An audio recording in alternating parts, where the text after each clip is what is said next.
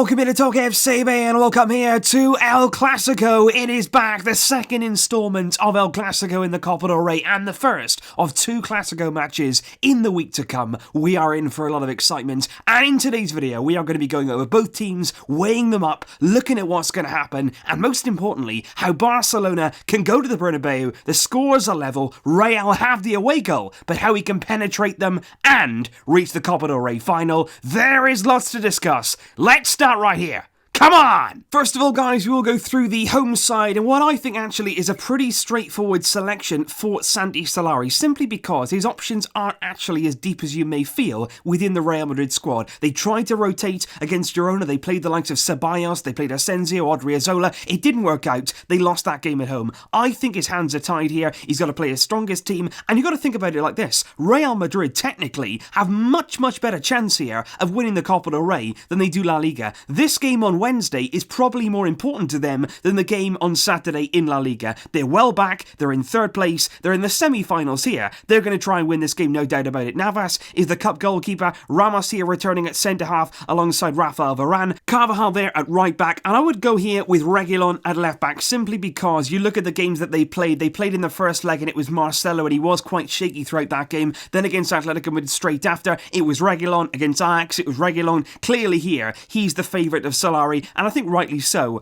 On current form, I would expect him to start. Casemiro here should return to midfield. He didn't play in the first leg, but I think he's going to play here alongside Kroos and Luka Modric. And in the front three, obviously Bale is the star man, the big player, the very expensive signing, of course, a few years ago now, but he's going to be on the bench, I believe. Vinicius on the left, Vasquez there on the right, and Karim Benzema there leading the line for Real Madrid. But when it comes down to Barcelona, I think here things are a little less straightforward, simply because Valverde has decisions to make, not only in terms of personnel, but also in terms of the way we're going to set up, what kind of formation we're going to use after that big turnaround against Sevilla. Ter Stegen in goal, of course. Cillessen will not return in time for this game, but he may be in contention to play in that game in the league on Saturday. Alba here at left back. I think Longley and Gerard Piqué, and I say Longley simply because Samuel Umtiti, he's returned from that injury, of course, but he's got to come back in slowly. He played against Sevilla, and he wasn't really 100%, was he? You could see that he wasn't match sharp. He's not quite ready for a Clasico. I would certainly put Clement Longley here back in next to Gerard Piqué. Busquets in midfield alongside Ivan Rakitic in some degree. Suarez and Messi up front. And that leaves three positions that I think are very much open. Right back, of course, is it going to be Sergio Roberto or is it going to be Nelson Semedo? We saw Semedo start against Sevilla, but he was subbed off. On came Roberto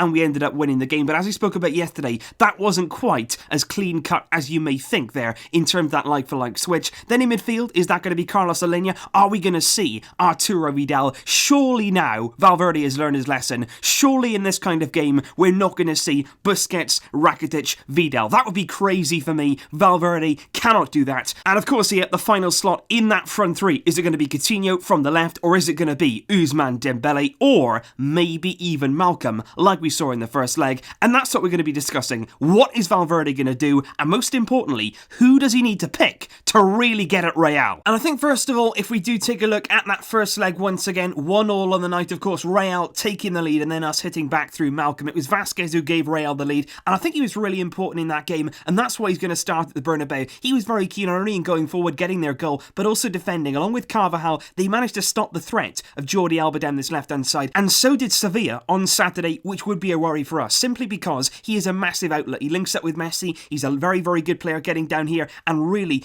opening up teams. What we did against Real, though, is we really worked it well down the right. You had Semedo here coming up against Vinicius and what was Marcelo on the night, and I think Semedo and Malcolm were absolutely brilliant in terms of linking up. That's where the goal came from. There was a lot of threat down there. Malcolm completing a lot of dribbles here against Marcelo, and that was where we really did target Real. We couldn't go down the left, so we went down the right. And I just wonder, going into this game, we've got Messi back, we've got Dembele back. This team is going to change a lot, as you're going to see in a minute. And I just wonder, is the potential there on Wednesday to really go for Real here, be nice and brave, and actually target both wings? Because this is the kind of team that I could see Ernesto Valverde putting out on Wednesday night, and if this team was chosen, I'll be pretty happy with that, simply because Carlos Alenia in midfield, we mentioned it against Sevilla, he was absolutely key, and I think he'd be really good in this kind of game against Real. Sergio Roberto at right back, I'll be fine with either player, and providing there's a player ahead of them, I would be fine with Roberto or Semedo if there's somebody here who can really work Real. Now for this game, if it's Messi here, returning on the right hand side, I would say to him, look, for one game and one game only, how about you stay wide? wide? How about you go back to the Messi here, patrolling on that right-hand side, just like we saw under Luis Enrique, just like we saw at times when he was breaking through in his early career. Just stay wide, because I think down that right-hand side, just like we saw in the first leg, with Vinicius here and Reguilon, two players there who are largely inexperienced at this level and against players like Lionel Messi. Reguilon against Messi, Vinicius isn't really going to be able to help out tracking back. You've got Roberto who's going to push on,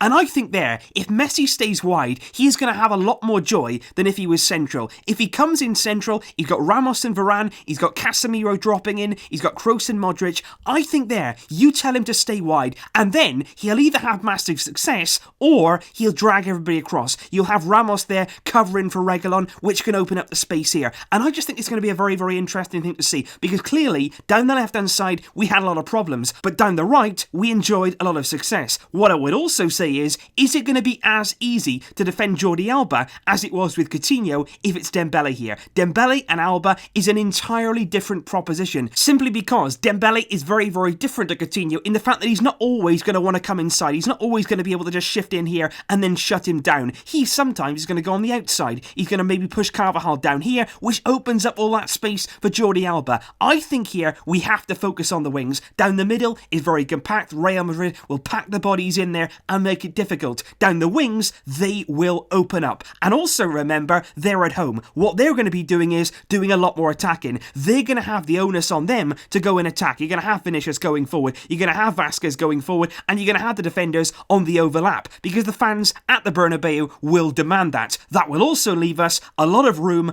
a lot of time on the break to hit Real and hit hard. And speaking of those wings, just have a look at something like this. Now, a lot of people will say, look at this straight away. They'll say, no, you're crazy. You're going to the Bernabeu, you're playing around, and you can't set up here with 4 attacking players. But what I would also say is, think back to that first leg. Think about the way that Real Madrid came to the Camp Nou. They came out, they pressed like crazy, and they really went for it. Real Madrid, you've got to give credit to them. They were very brave in that first leg. They had their midfield trio pressing high. They had Vinicius and Vasquez really playing on the edge of our defence, making runs in behind.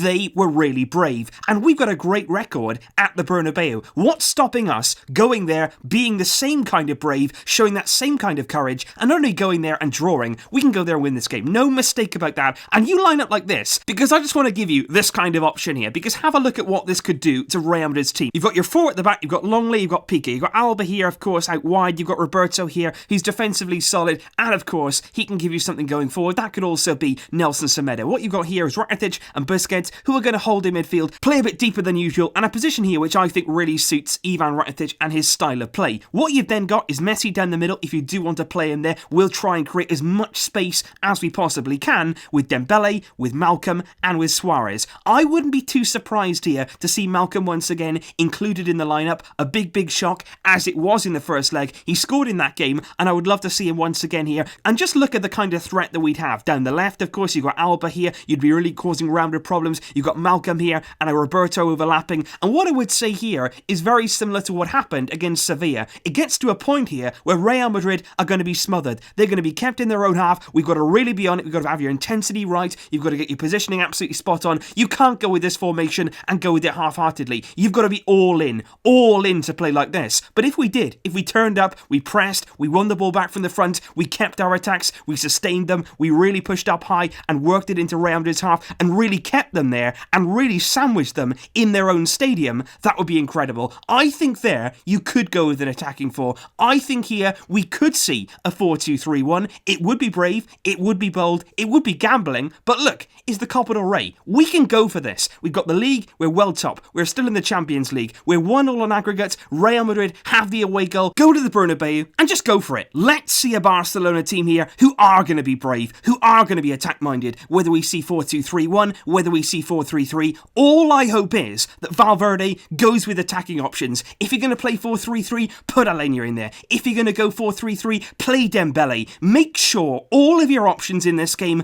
are high intensity, can really trouble Real Madrid, and just stretch that pitch. Hold your width, try and drag Real Madrid as much out of position as you possibly can, create all that space, because as you know, at the Bernabeu, if Messi gets an inch, he will take a mile. And so that there, guys, is my early thoughts on El Clasico coming up on Wednesday in the Copa del Rey. Please leave your thoughts in the comments down below, guys. What do you think of all the shapes, all the formations, all the personnel that I've shown you in this video? What lineup would you like to see, and what would you like to see Valverde do in this big game? Let me know your thoughts down below, guys. Of course, there will be more coming. It's El Clasico week, and we are hyped. I'll see you soon, guys, but until then, as always, Visca! El Barça!